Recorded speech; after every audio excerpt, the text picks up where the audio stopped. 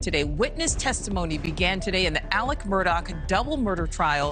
First responders on the scene describing in graphic detail the disturbing conditions in which they found the bodies of Maggie and Paul Murdaugh, even bringing their accused murderer, Alex, to tears. Senior national correspondent Brian Entin is live outside that courthouse in South Carolina. Brian, we just learned police are planning to release the body cam video.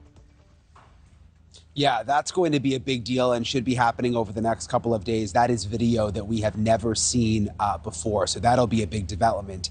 As for court today, it was hard to listen to. It was emotional. They went into just graphic detail of exactly how these brutal killings happened and the conditions of the body. Alex Murdaugh, he was emotional throughout the day, at least appeared to be crying pretty much throughout the entire day up until just a little while ago, which was interesting, because some of the first responders who were first to get to the murder scene said he was not emotional.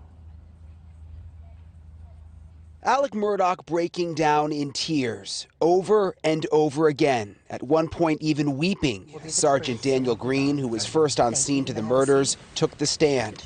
This is how Green described Murdaugh when he arrived. He did not appear to be crying. He was upset, but I did not see any visible tears. But the tears flowed in court. Sergeant Green told the jury what Murdaugh said when he first showed up. His immediate reaction was to start telling me about an incident that had happened with his son with a boating accident. With the boating accident? Yes, sir. Had you asked him anything about that? I did not. First responders went into disturbing detail about the condition of the victims, Maggie and Paul Murdaugh. He was laying down you can see there's substantial damage to his head with a lot of blood around his head and what appeared to be his brain down there around his ankles. And this is how you found Paul? That is correct. The jury saw the shotgun found at the scene and graphic body camera video that showed the condition of the mother and son. The video so disturbing, special accommodations were made so family members in the audience, like Alex Murdaugh's son Buster, wouldn't have to see the video. The defense honing in on evidence the responding deputies may have missed, like tire tracks. What did you do to preserve those? The tire tracks? Nothing. And you certainly are not an expert in tire tracks. I'm not. So you couldn't tell whether it was multiple vehicles or one vehicle? No. And it may have been multiple vehicles? May have been. And also footprints, the defense alleges, were not documented. Did you take pictures of the tracks? I did not take any pictures of the scene. Instruct anyone to take pictures of the tracks? No, sir, that's not my job. When SLED arrived, did you tell them about the tracks? No, sir, not my job.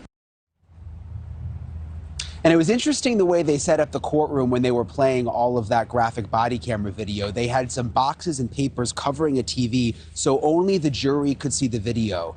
The people sitting in the audience and the family members could not see the video at all, but the jury could see the video. They didn't appear to show much emotion during those really graphic parts, but some of them actually did lean in to see things a little closer. Nichole? All right, Brian, thank you for that. Thank you for watching. Go to newsnationnow.com to find NewsNation on your television provider. And don't forget to click the red subscribe button below to get more of NewsNation's fact-driven, unbiased coverage.